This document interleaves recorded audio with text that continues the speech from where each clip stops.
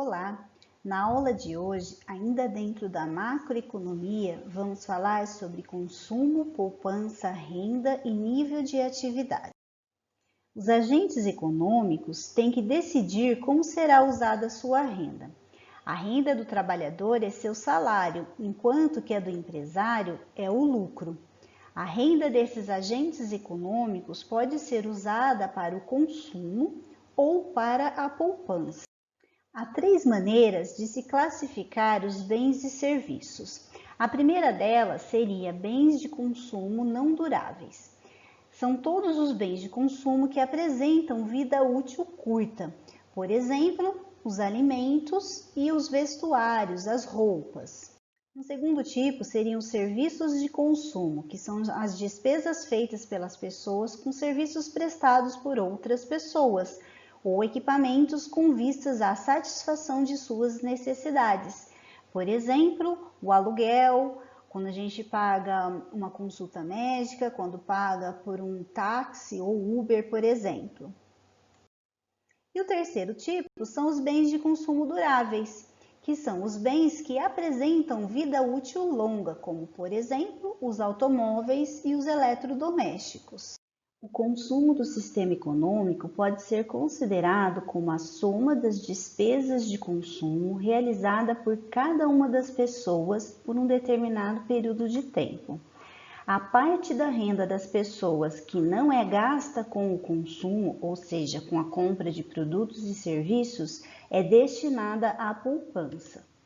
A poupança é então a parte da renda que as pessoas poupam, ou seja, para realizar a poupança, as pessoas não gastam toda a sua renda em consumo. Para o cálculo da poupança, então, temos que P é igual a R menos C, sendo P poupança, R renda e C consumo. Por exemplo, uma pessoa tem uma renda de R$1.000. Para sobreviver, ela gasta 800 com alimentação, vestuário, transporte, energia elétrica, telefone, entre outros. Utilizando a equação apresentada, temos que o valor da poupança será igual a 1.000 menos 800, ou seja, R$200. A poupança do sistema econômico é a soma das poupanças de cada uma das pessoas. Quando estudamos como medir a produção realizada em um sistema econômico, chegamos à conclusão que a renda era igual ao produto. Para que isso acontecesse, era necessário que toda a renda fosse gasta no consumo, ou seja, que não fosse realizada nenhuma poupança. Agora, analisando a possibilidade da existência de poupança, como uma parte da renda não será utilizada para o consumo, uma parte do produto, ou seja, bens e serviços, não será vendida. Essa parte que não foi vendida será transformada no estoque do sistema econômico. O estoque, então, é a parcela dos bens que não é vendida no período em que foi produzida. Analisando o sistema econômico, esse estoque, ou seja, essa parcela que não foi vendida, é igual à poupança no mesmo período, ou seja, o valor que corresponde à parcela da renda que não foi utilizado para o consumo. A formação desse estoque ou dessa poupança significa investimento. O investimento não significa somente a variação ou o aumento do estoque, pois é formado também por despesas como compra de máquinas e equipamentos e construção de novas unidades produtivas que visam aumentar a capacidade produtiva das empresas. Não são considerados investimentos as despesas que as empresas têm com manutenção e reparos, pois investimentos são gastos realizados para aumentar a capacidade produtiva da empresa. Em outras palavras, afirmar que a poupança é igual ao investimento no mesmo período é uma definição fundamental da macroeconomia. Até o início do século XX, acreditavam que a oferta ou a produção criava sua própria demanda, ou seja, para produzir, as empresas contratavam os recursos produtivos, os remuneravam por meio de salário aos trabalhadores, juros aos donos de capital, entre outros, e a remuneração desses recursos formava a demanda pelos bens e serviços produzidos, ou seja, o consumo. Isso ficou conhecido como a Lei de Say. Essa lei tinha implícita a ideia de pleno emprego, onde todos os fatores produtivos estão ocupados na produção de bens e serviços que formam a renda. A teoria do economista Jean-Baptiste Say, autor da lei que leva o seu nome, estabelece então que somos capazes de consumir apenas quando conseguimos produzir algo de valor equivalente com o nosso trabalho.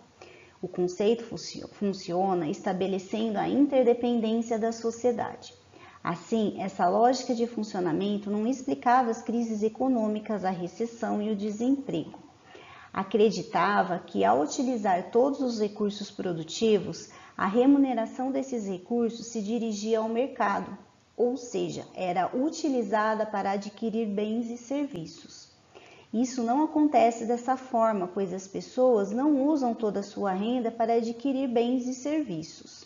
Assim, na década de 30, os economistas Keynes e Hayek desenvolveram ao mesmo tempo uma nova lógica que inverteria a lei de Say, chamada de princípio da demanda efetiva.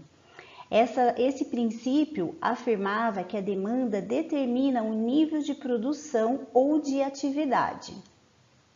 Essa nova lógica admitia que nem toda a remuneração dos recursos se transformava em demanda. Essa parte da remuneração que não se transformava em demanda ficou conhecida como vazamentos do sistema.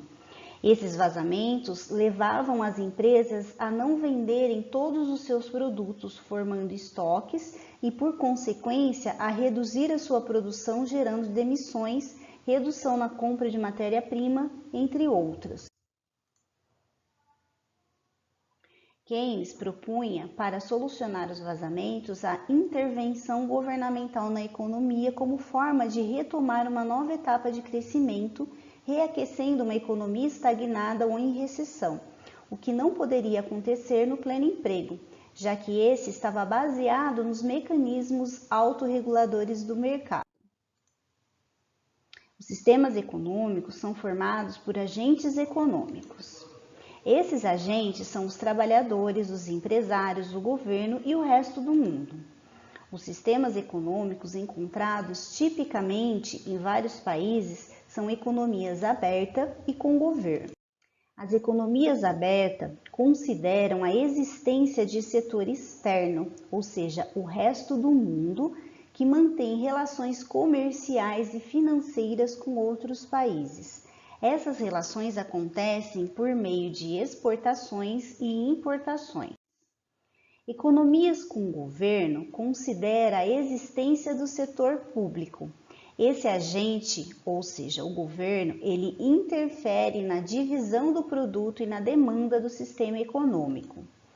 Em relação à divisão do produto, trabalhadores recebem sua parte da renda através dos salários, empresários através dos lucros e o governo recebe sua parte através dos impostos. Em relação à demanda, o governo gasta com compras feitas junto a empresas e com os salários de seus funcionários. Os gastos do governo serão chamados de G. O produto ou renda dessa economia é distribuído sob a forma de salários aos trabalhadores, lucros aos empresários, impostos ao governo e importações ao setor externo. A renda, então, é calculada através da seguinte equação: R igual a S mais L mais T mais M, onde R igual a renda, S igual a salários, L igual a lucros, T igual a impostos e M igual às importações. A demanda dessa economia é formada pelo consumo dos trabalhadores, pelo consumo dos empresários, pela parte da renda dos empresários que não foi consumida e foi destinada a aumentar o tamanho e capacidade produtiva das empresas através de investimentos, pelos gastos do governo e pelas exportações. Essa parcela da renda dos empresários que não é utilizada para investimento, ou seja, a poupança dos empresários, é denominada vazamento do sistema econômico. Assim, o cálculo da demanda se dá pela seguinte equação: D igual a CS mais CL mais I mais G mais X, onde D igual a demanda, CS consumo dos trabalhadores, CL consumo dos empresários, I igual a investimento, G gastos do governo e X exportações.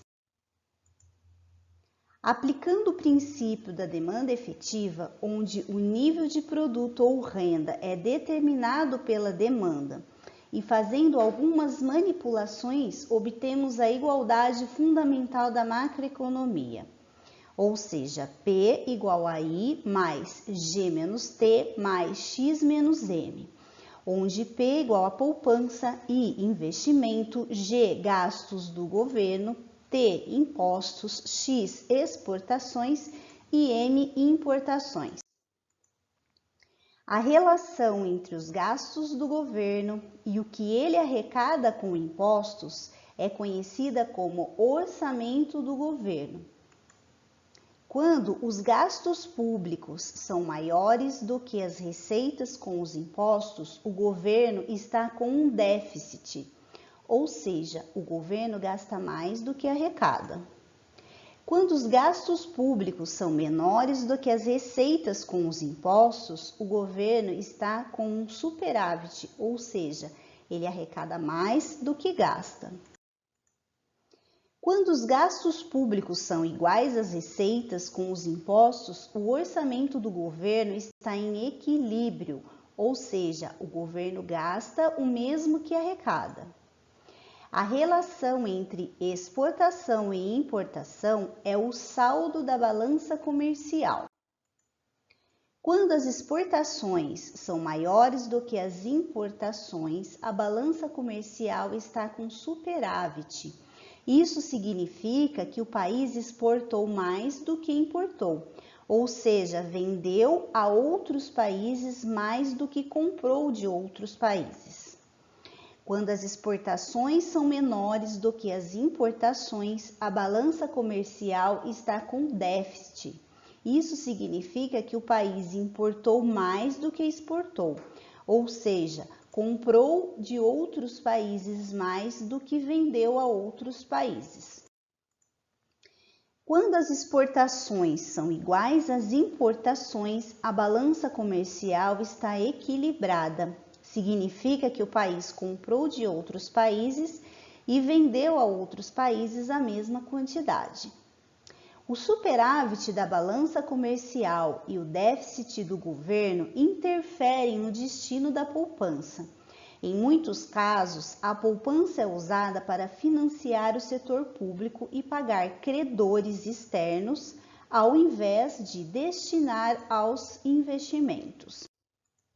Por exemplo, vamos imaginar que um país onde os investimentos são de 10 bilhões, os gastos do governo são de 20 bilhões, a arrecadação com impostos de 15 bilhões, as exportações 30 bilhões e as importações iguais a 22 bilhões. A poupança, então, será igual a 10 mais 20 menos 15 mais 30 menos 22. Ou seja, 23 bilhões. Esse resultado mostra um déficit no orçamento do governo de 5 bilhões e um superávit da balança comercial de 8 bilhões. Dessa forma, os investimentos tiveram que ser menores para restabelecer o equilíbrio macroeconômico e financiar o setor público e a balança comercial. Resumidamente, podemos dizer que o consumo do sistema econômico é a soma das despesas de consumo realizada por todas as pessoas, a poupança é a soma das poupanças dessas pessoas e a poupança da economia é igual ao investimento, que é formado pela variação nos estoques e pelos gastos dos empresários para aumentar a capacidade produtiva da economia. Nem toda a renda gerada durante o processo de produção retorna ao mercado sob forma de demanda, ocorrendo os chamados vazamentos. Os sistemas econômicos são influenciados pela balança comercial e pelos gastos do governo e impostos. Por hoje é só e até a próxima.